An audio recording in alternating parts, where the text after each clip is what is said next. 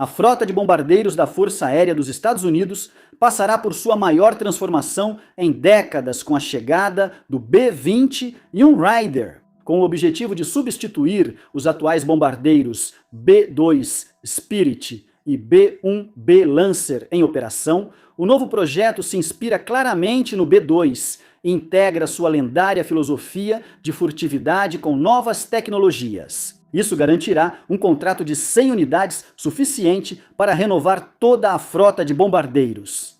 O Raider ainda é altamente classificado e é muito difícil conseguir qualquer informação substancial sobre ele. Mas, de acordo com relatos existentes, ele manterá ou até mesmo melhorará a autonomia do B-2. Ele certamente superará suas capacidades furtivas. Não será tão sensível ao ambiente. Diferente do Spirit, o custo-benefício do Raider não prejudicará a economia nacional. Ou melhor, isso é uma vantagem. Mas, para isso, os engenheiros da Northrop Grumman precisaram reformular totalmente o B-2. Isso é tudo o que sabemos sobre o B-20 e um Raider. O estado atual da frota de bombardeiros dos Estados Unidos. Atualmente, os Estados Unidos operam cerca de 136 bombardeiros, divididos em 3 tipos de aeronaves. O B-2 Spirit da Northrop, famoso bombardeiro furtivo, representa 19 dessas aeronaves. Os modelos B-1B Lancer da Rockwell representam 45 bombardeiros e os 72 bombardeiros restantes são, claro, o B-52 Stratofortress da Boeing, o bombardeiro ativo há mais tempo em serviço no mundo, que aparentemente vai sobreviver a todos nós. Já se passaram 40 anos desde que o Lancer foi introduzido em serviço, quase 30 anos desde que o B-2 Spirit entrou em serviço, e impressionantes 71 anos desde que o Stratofortress vem cortando os céus. Isso, porém, não é um problema tão grave quanto parece. Aeronaves de combate são projetadas para durar, especialmente bombardeiros. Há um motivo pelo qual o Stratofortress ainda está em serviço, e não é porque ele seja particularmente bonito. Mas falaremos mais sobre isso em outro vídeo, no qual estamos trabalhando no momento. O Spirit e o Lancer são como Corollas 2003 atualizados com tecnologia moderna, dentro do limite da estrutura original. Claro, eles não são novos, mas são funcionais, atualizados e cumprem o papel. A Stratofortress pode ser comparada a um Toyota Land Cruiser 80 bem antigo, que foi muito bem cuidado e mantido. Nenhum desses carros é ruim, nenhum deles está obsoleto. Mas há 2 coisas a se considerar quando falamos sobre aquisição militar. Primeiro, se você está planejando para o presente ou para o próximo ano ou 2, você já está tecnologicamente atrasado. Todos os maiores projetos militares que usamos como referência até hoje, como o B-2 Spirit ou o tanque de batalha principal M1 Abrams, foram desenvolvidos com novas tecnologias potencialmente revolucionárias, numa tentativa de aprimorar essas tecnologias, produzi-las em massa e se manter um passo à frente do inimigo. Quando se trata das tecnologias desenvolvidas durante a Guerra Fria, que foi uma era de grande produção de defesa, o Ocidente não esperava que o Oriente desenvolvesse a tecnologia A para então responder com a tecnologia B.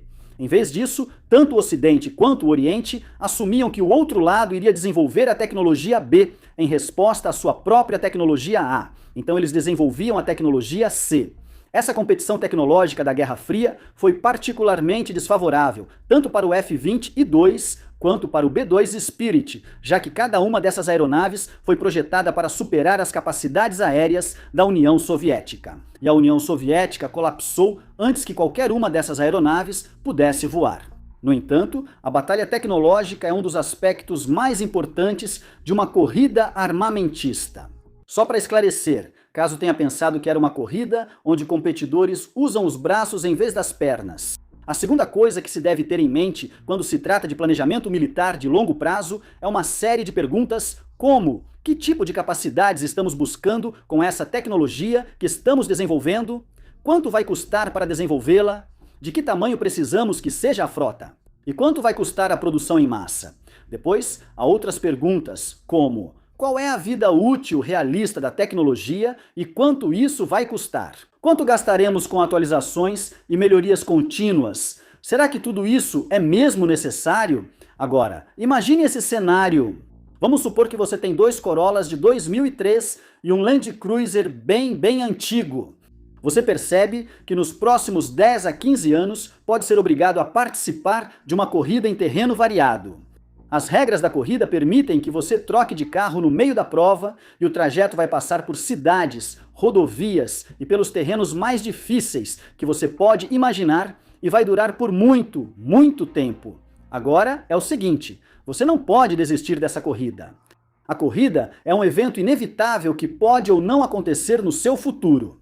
É totalmente possível que você viva a sua vida inteira sem nunca participar da corrida. No entanto, se a corrida for imposta a você e você perder, vai morrer de uma forma horrível. Então, as apostas são bem altas. Nessa situação, você confiaria nos seus 2 Corollas e no seu Land Cruiser, ou os substituiria por algo totalmente novo, algo capaz de reproduzir e aprimorar as capacidades desses veículos, mas com muito mais durabilidade, facilidade de manutenção e em maior quantidade? Bem, a resposta dos Estados Unidos é claro, a segunda opção. O plano de longo prazo é substituir todos os 3 bombardeiros pelo B-20 e um Raider, e por quaisquer bombardeiros subsequentes que o país possa desenvolver no futuro. O B-20 visa manter a capacidade de bombardeio estratégico dos Estados Unidos, incluindo capacidade nuclear, e substituir toda a frota atual de bombardeiros. Aprimorar as tecnologias existentes, especialmente as do B-2 Spirit, torná-las comuns e, principalmente, viabilizar financeiramente todo o programa de aquisição. Ao falar sobre o programa Long Range Strike Bomber, em 2009, que é o programa que deu origem ao B-20 e um Raider. O secretário de Defesa, Robert Gates, afirmou ser essencial evitar os erros do B-2 e destacou que, abre aspas, ao final dos processos de pesquisa, desenvolvimento e requisitos, a aeronave, apesar de sua grande capacidade, acabou se tornando tão cara. 2 bilhões de dólares cada, no caso do B-2, que menos de 1/6 dos 132 planejados chegou a ser construído. Devemos evitar que a perda de uma única aeronave por acidente ou combate represente grande parte da frota, tornando-se um desastre nacional como o afundamento de um navio capitânia. Esse cenário eleva nossos custos e reduz opções estratégicas, quando deveríamos buscar sistemas de armas que limitem custos e ampliem opções.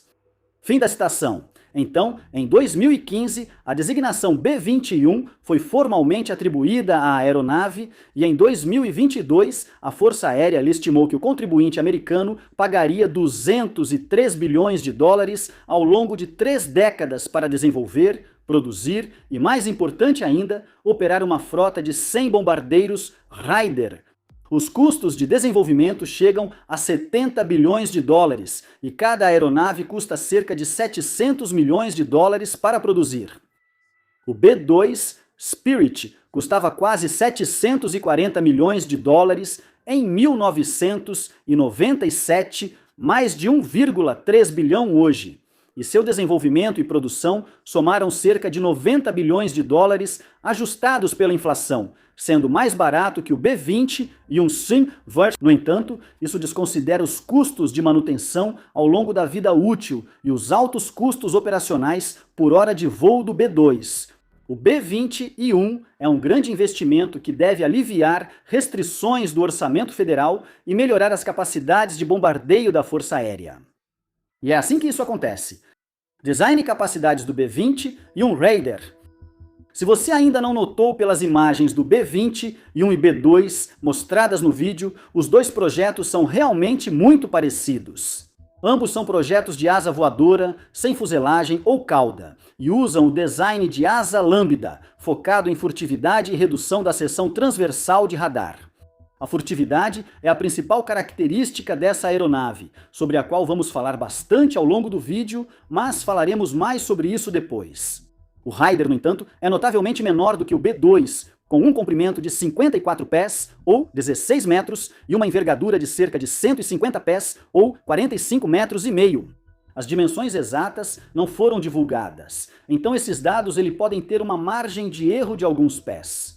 O B-2 tem uma envergadura de 172 pés, ou 52,4 metros, e um comprimento de 69 pés, ou 21 metros, e como é uma aeronave maior, obviamente é mais fácil de ser detectada. Além de ser menor, ele também é muito mais leve do que o B2, que pesa 158 mil libras ou pouco menos de 72 toneladas métricas. O B-21 está estimado para pesar apenas 32 toneladas ou 70 mil libras.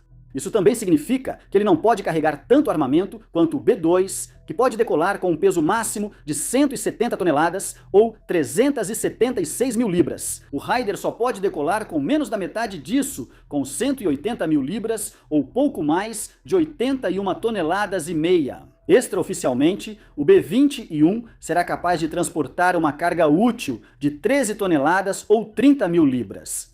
O B-2 já transportou uma carga útil de 27 toneladas ou 60 mil libras. Você deve estar se perguntando, é o futuro? Por que esse rebaixamento? O objetivo do B-21 nunca foi igualar o armamento do B-2. O B-2 foi projetado para ataques maciços de saturação. Por isso, ele pode, por exemplo, carregar 2 bombas guiadas maciças de 30 mil libras cada. O Raider não faz isso, mas ao contrário do B-2, será bem mais fácil mantê-lo operacional.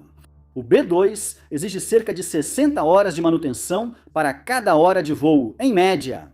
Isso quer dizer que, depois de uma missão, a aeronave geralmente fica indisponível por semanas ou até meses. O revestimento absorvente de radar do Spirit, aliado a outras inovações de furtividade, faz com que sua seção transversal de radar seja comparável à de um pequeno pássaro, apesar do tamanho, exigindo cuidados rigorosos. O B-2, por exemplo, precisa ser mantido em hangares com ar-condicionado e controle climático, e existem apenas alguns desses, não só nos Estados Unidos, mas em todo o planeta. Devido aos requisitos e alto custo de operação e manutenção, o B-2 foi menos utilizado do que o ideal. Por isso, o B-2 precisou voar do Missouri ao Afeganistão e retornar em uma missão de bombardeio nos primeiros estágios da guerra no Afeganistão. Bases aéreas próximas não conseguiam manter o Spirit seguro. Aliás, essa foi uma das missões de bombardeio mais longas da história. Curiosidade interessante. O B-21, assim como o Lancer e o Stratofortress, pode operar de quase qualquer base no exterior. Os detalhes não são totalmente conhecidos, mas segundo a Military Watch, as capacidades furtivas do B-21 dependem menos do ambiente que as do B-2, tornando a aeronave menos sensível. Além disso, não é preciso um bombardeiro com enorme capacidade de armas, se for possível lançar uma dúzia deles em um ataque coordenado. Apenas 21 bombardeiros B-2 foram construídos, um dos quais ficou famoso por ter caído em 2008 e outro está sendo aposentado, com os Estados Unidos operando 19 deles no momento da gravação. Devido aos altos custos operacionais e exigências rigorosas de armazenamento, nunca foi viável lançar uma dúzia deles no mesmo alvo. Felizmente, isso nunca foi necessário, mas mesmo que tivesse sido, é difícil imaginar que aconteceria. A história com o Raider é exatamente o oposto. Ele carrega uma carga útil menor, sim, mas pelo menos 100 deles serão construídos, se não o dobro disso, e eles serão mais baratos de operar, estarão prontamente disponíveis a qualquer momento e terão um desempenho melhor em termos de furtividade, o que significa que a opção de lançar mais de um ao mesmo tempo é muito real. De acordo com os dados mais recentes disponíveis, o B-21 Raider também terá maior alcance em comparação com o B-2. O B-2 tem alcance de cerca de 11 mil quilômetros, 6.900 milhas, enquanto o B-21 deve alcançar pelo menos 12 mil quilômetros, 6.500 milhas. A palavra estimado é fundamental, pois este é um projeto secreto e enviar um espião ao Departamento de Defesa não cabe no nosso orçamento, no Megaprojetos. Além disso, não queremos passar o resto da vida na prisão. Vale ressaltar também que o alcance não é tão importante quanto a facilidade de manutenção e operabilidade, porque tanto o B-2 quanto o B-21 são capazes de reabastecimento em voo, e o B-2 é bastante famoso por suas viagens de alcance extremamente longo. Ele pode voar 12 mil milhas ou 19 mil quilômetros com apenas um reabastecimento. Além do exemplo Missouri-Afeganistão-Missouri, em 2017, um par de B-2 bombardeou um campo de treinamento do ISIS na Líbia.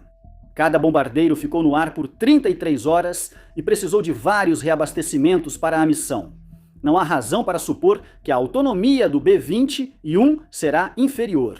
Na verdade, deve ser ainda melhor graças à sua eficiência no consumo de combustível. É movido por 4 turbofans General Electric F119, totalizando 308 kN de empuxo, o que lhe dá uma relação empuxo-peso de cerca de 0,442 quando vazio e cerca de 0,185 no peso máximo de decolagem.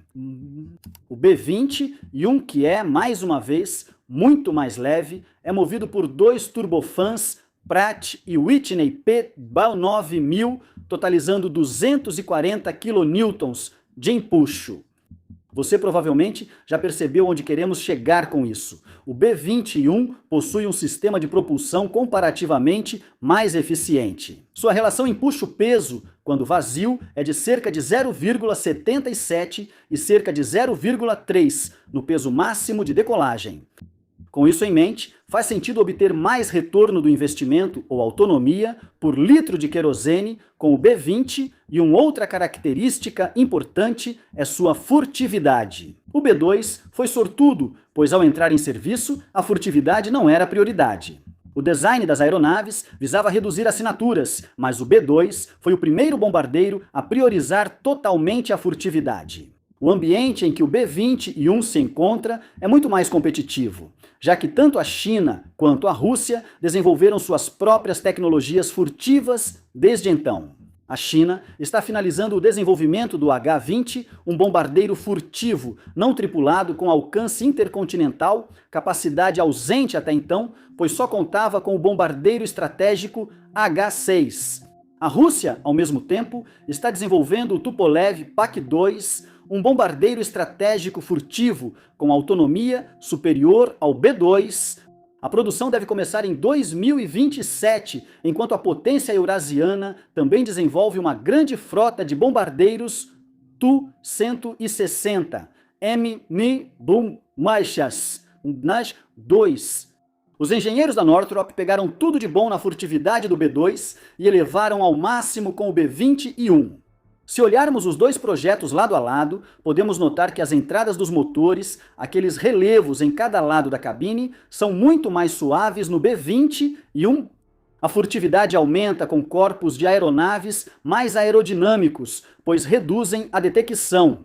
Integrar motores e entradas ao corpo diminui drasticamente a seção reta radar do B-21.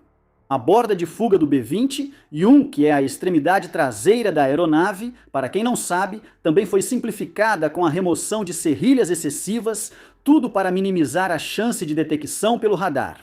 Outra grande melhoria é o tipo de materiais absorvedores de radar usado com o radar. O B-2 é composto principalmente de um compósito de carbono e grafite, que absorve muita energia de radar e ainda é muito resistente e leve. Além disso, um revestimento absorvedor de radar era aplicado regularmente ao B-2 para mantê-lo oculto. Isso, porém, exigia condições de armazenamento muito específicas já mencionadas. Os materiais absorvedores de radar do B-21 precisavam ser mais fáceis de manter e superar o desempenho do B-2. Agora, de todas as informações confidenciais sobre o B-21 Raider, essa é a parte mais secreta. No entanto, é razoável supor que o design seja uma combinação das tecnologias furtivas do B-2, apenas melhoradas e atualizadas ao longo do tempo, assim como das tecnologias furtivas do F-35. O F-35 é importante porque, assim como o Raider, ele foi moldado pelas lições aprendidas com seu predecessor, o F-22 Raptor. Os materiais do F-35 exigem menos manutenção que os do F-22, e seu design prioriza evitar radares de alta frequência, não os de baixa frequência. O F-35 requer menos manutenção porque seu material absorvente de radar é parcialmente integrado à fuselagem, ou seja, não é apenas um revestimento superficial. Isso permite que o F-35 opere em porta-aviões em ambiente úmido e salgado, mantendo sua furtividade. Expor a aeronave ao ar livre causa desgaste na fuselagem, como mostra o relatório, mas o F-35 ainda tem seção transversal de radar igual a de uma bola de golfe. A fuselagem do B-21 tem propriedades semelhantes, algo impossível no B-2, pois a tecnologia não existia na época.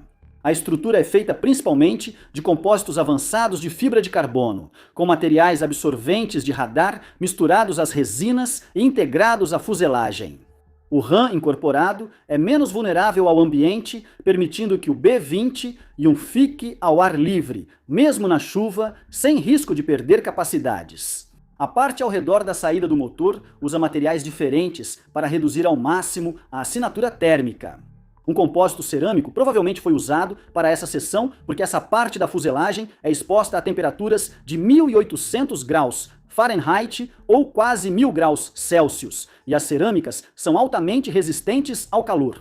Quando uma onda de radar atinge a aeronave, sua fuselagem captura a energia e a converte em calor inofensivo, que depois se dissipa. Isso acontece em nível molecular.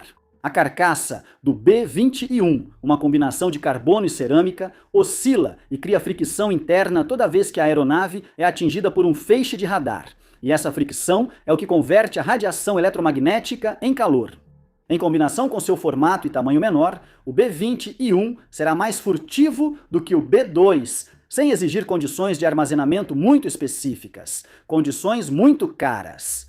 A seção transversal de radar do B-2 era muito pequena para seu porte, cerca de 0,1 metro quadrado ou 1,1 pé quadrado.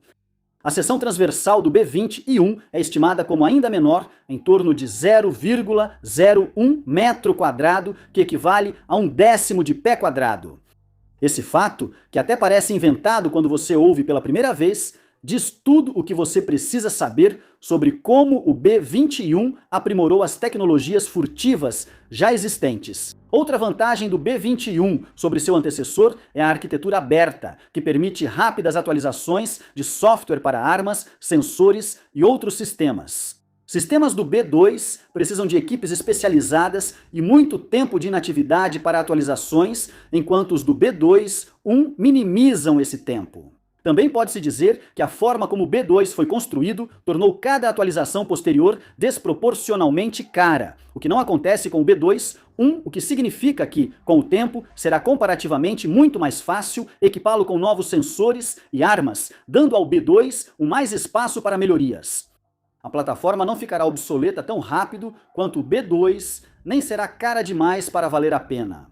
2 bilhões de dólares por aeronave. Quando se trata do perfil de missão do Raider, ele continuará sendo principalmente, mas não totalmente, uma aeronave bombardeira. É essencial que ela possa lançar um míssil de cruzeiro nuclear e transportará o AGM-181, um míssil nuclear de cruzeiro de longo alcance, mais de 2.500 quilômetros, atualmente em desenvolvimento pela Raytheon. As outras opções nucleares são a bomba planadora M61, Mod 12 e a bomba anti-bunker Mod 13. Quanto às opções não nucleares, o Raider será armado com a variante de alcance estendido e a variante antinave do AGM-158, míssil ar-superfície de longo alcance, assim como a família de bombas JDAM. No entanto, o Raider é diferente de qualquer aeronave semelhante que veio antes dele, pois tenta redefinir o papel de um bombardeiro com suas funções de ISR e guerra eletrônica. Embora não sejam suas funções principais, os sensores e sistemas de guerra eletrônica do Raider são tão avançados que por muito tempo considerou-se ter só um piloto e um oficial de sistemas de armas a bordo. Isso mudaria o papel do Raider de bombardeio para ISR, inteligência, vigilância, reconhecimento, guerra eletrônica e até como aeronave de comando para aeronaves de combate colaborativo. A ideia de ter apenas um piloto acabou sendo descartada, mas a ideia de o B-20 assumir uma gama mais ampla de funções não foi. E é bem possível que o B-20 seja usado como uma aeronave de ISR e guerra eletrônica, além de ser usado como bombardeiro. Ao falar sobre a opção de ala leal com o Raider, o general Stephen L. Davis, chefe do Comando de Ataque Global dos Estados Unidos, afirmou que a Força Aérea está construindo esses sistemas para integrar principalmente ao F-47 em caças. Esse é o passo inicial. Certamente é possível que no futuro eles possam se tornar parte dessa família de sistemas. Fecha aspas. Embora a arquitetura do Raider permita o uso futuro de CCAs, ele destacou que as plataformas não tripuladas ainda não têm o envelope de voo ampliado do B-20 eles logo atingiriam seu limite de alcance, então, por enquanto, só seria possível usar CCAs com o B-20 e lançando-os de uma base avançada. Relacionado a esse assunto, também tem havido conversas sobre o B-20 e um Raider se tornar um bombardeiro não tripulado, ou pelo menos remotamente pilotado. Há rumores de que o H-20 da China seja um bombardeiro furtivo não tripulado, e a retirada do piloto do Raider está sendo estudada pela Força Aérea. Ao ser questionado, o General Davis confirmou que a Força Aérea avalia essa futura capacidade da aeronave. Dito isso, fica claro que o B-20 e um Raider é o foco de longo prazo do plano de modernização de bombardeiros da Força Aérea, e que ela aposentará rapidamente o Spirit e o Lancer em favor de algo novo, baseado nos mesmos princípios, mas com tecnologias mais modernas e refinadas. Agora, não é o objetivo deste vídeo começar a cavar a cova do B-2 na internet. Muito pelo contrário, o B-2 é um dos maiores projetos de aeronaves de todos os tempos. Apesar do alto custo, ele revolucionou o conceito dos bombardeiros e foi pioneiro ao tornar a furtividade essencial nessa área. Ele abriu caminho para que o B-20 e pudesse avançar, ou melhor, ele voou para que o B-20 e pudesse alçar voo. Uma metáfora um pouco brega, eu sei. Seria insultante, para não dizer desonesto, chamar o B-2 de obsoleto. A maioria dos países faria de tudo para ter um bombardeiro desses, pois o Spirit supera até hoje as capacidades de bombardeio de muitos projetos modernos. No entanto, o fato de o B-2 ter sido um pioneiro é exatamente o que faz do B-20 e uma melhoria. O programa B-2 pode ser visto como teste para bombardeiros furtivos, sendo uma série de protótipos. Já o B-20 e é um modelo padronizado e aprimorado, com problemas resolvidos e lições das últimas quase 3 décadas aplicadas. Alguém percebeu que não adianta maximizar a carga útil se o bombardeiro ficar sempre no hangar. Que tê-lo não é o mesmo que tê-lo pronto para operação, e que tê-lo pronto para operação não é tão útil assim. Se os custos de voo forem tão absurdamente monstruosos que fariam até Jeff Bezos chorar, supondo que ele ainda tenha humanidade suficiente para isso. Silêncio! Esse é exatamente o objetivo do B-20 e Raider. Dar o próximo passo, aperfeiçoar esse diamante bruto e implantá-lo em massa. E não vai parar apenas em substituir o B-2, o Raider em comparação com o Lancer e o Stratofortress. Considerando a capacidade de carga e o alcance do B-1B Lancer, podemos defender que ele não deveria ser aposentado tão cedo. O Lancer transporta até 75 mil libras, mais de 34 toneladas, de armamento interno, a maior carga interna de armamentos de qualquer aeronave atualmente em serviço na Força Aérea dos Estados Unidos, superando até o B-2. Ele pode atingir Mach 1,25, o que é consideravelmente mais rápido do que tanto o B-2 quanto o B-20, e que nem sequer conseguem chegar a Mach 1. Seu alcance, embora não esteja exatamente na faixa dos 6.000 milhas do B-2 e do B-20, e ainda é muito bom, com pouco mais de 5.900 milhas ou 9.400 quilômetros. O Lancer, porém, não é furtivo. Ele foi feito para penetração em baixa altitude, caso a Guerra Fria esquentasse, o que nunca ocorreu. Você sabia? A furtividade nunca foi prioridade no Lancer, e se ele fosse usado na região Indo-Pacífico, onde a Força Aérea dos Estados Unidos prevê uma futura implantação do Raider, não conseguiria penetrar nas defesas aéreas em camadas da China. A velocidade e capacidade de carga do Lancer pouco importam se ele for abatido antes de alcançar o alvo. A sobrevivência do B-20 e em ambientes modernos faz dele a melhor opção. Incrivelmente e de forma um tanto irônica, o único bombardeiro que não será imediatamente retirado da lista assim que o B-20 e chegar é o mais antigo de todos, o Stratofortress. O Stratofortress será o único avião que permanecerá na força de bombardeiros com o B-20 e a longo prazo, segundo planos da Força Aérea. Os B-52, é claro, terão que passar por um processo de modernização para mantê-los aptos às ameaças modernas que enfrentam, mas os bombardeiros de quase um século complementarão perfeitamente os Raiders.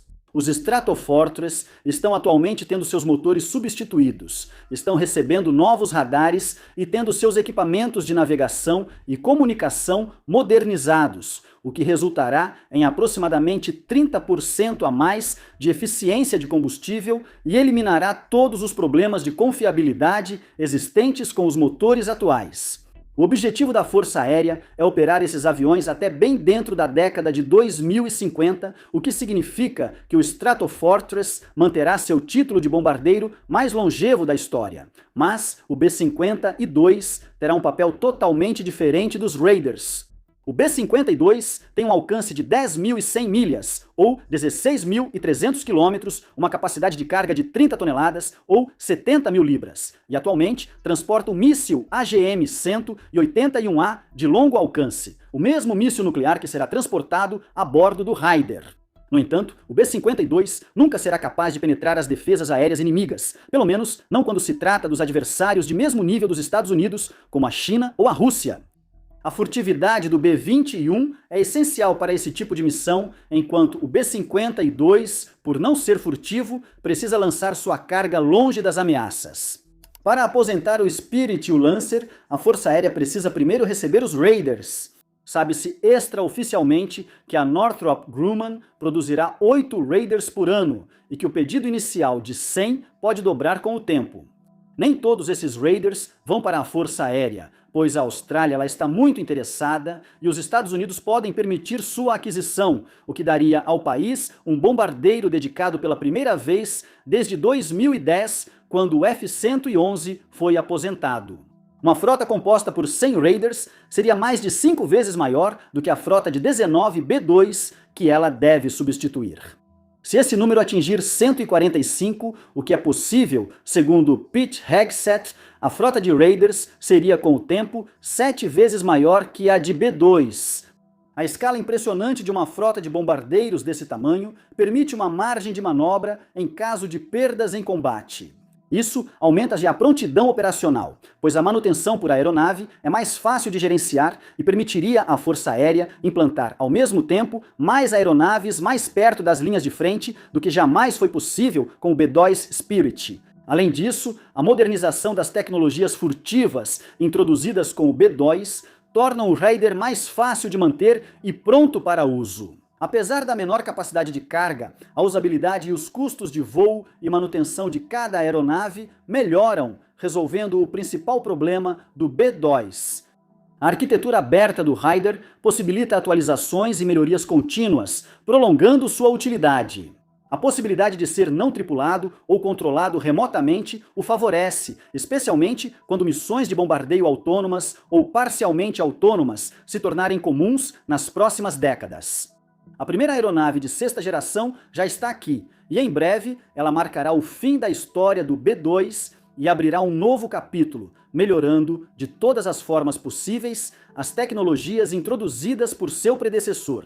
Obrigado por assistir.